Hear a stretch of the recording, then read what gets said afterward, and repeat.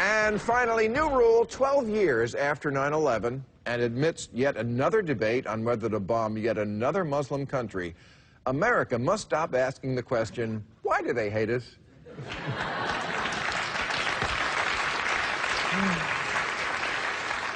Forget the Syria debate. We need a debate on why we're always debating whether to bomb someone.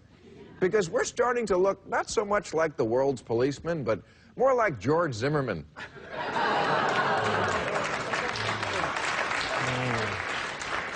Itching to use force and then pretending it's because we had no choice. Now, I'm against chemical weapons, and I don't care who knows it. And I do understand the appeal of putting the world on notice that if you use poison gas, the United States of America will personally fuck you up. We will seek out the counsel and support of the entire nation of families, and then no matter what they say, we'll go ahead and fuck you up.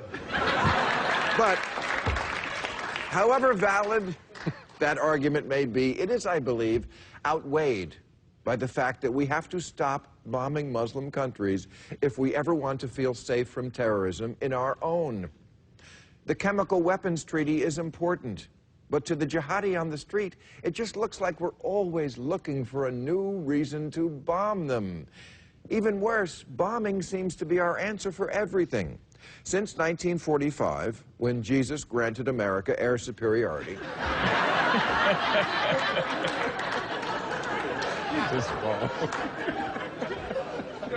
we have bombed Korea, Vietnam, Laos, Cambodia, Lebanon, Grenada, Panama, Iraq, Serbia, Somalia, Bosnia, the Sudan, Afghanistan, Pakistan, Libya, and Yemen. And Yemen only because the 10th one was free. How did we inherit this moral obligation to bring justice to the world via death from above? Are we Zeus? It doesn't make any sense. Our schools are crumbling, and we want to teach everyone else a lesson. And look,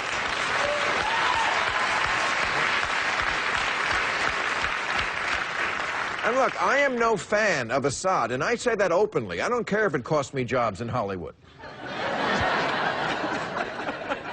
I think he is the worst kind of sociopath, the kind who commits unspeakable acts, but who looks like a shoe salesman at Macy's.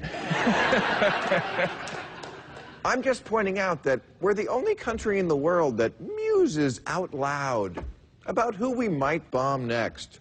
Iran? Yeah, we might bomb you. Yeah, we're thinking about it, maybe. Depends on the mood.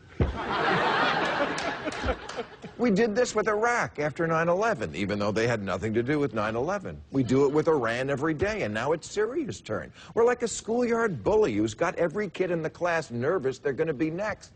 And I don't know if anybody should have that kind of power. Can you imagine going to work and sitting at the table with the lunch with 10 different people in front of you and saying, hey, you think we should kill Bob?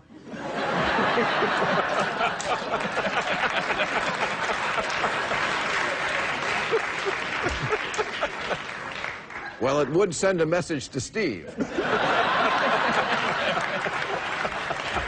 Who acts like this? People in other countries don't talk like this. Probably because if they did, we'd bomb them.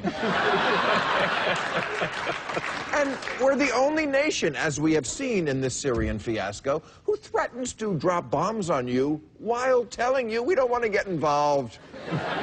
We're just bombing. Please, don't get up. Just bombing. No boots on the ground. No, a little light bombing will be out of your hair in a week.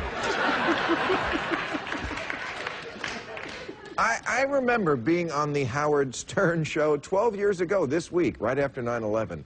And Howard said that in retaliation for 9/11, America should bomb a Muslim country. Any Muslim country, it didn't matter which one.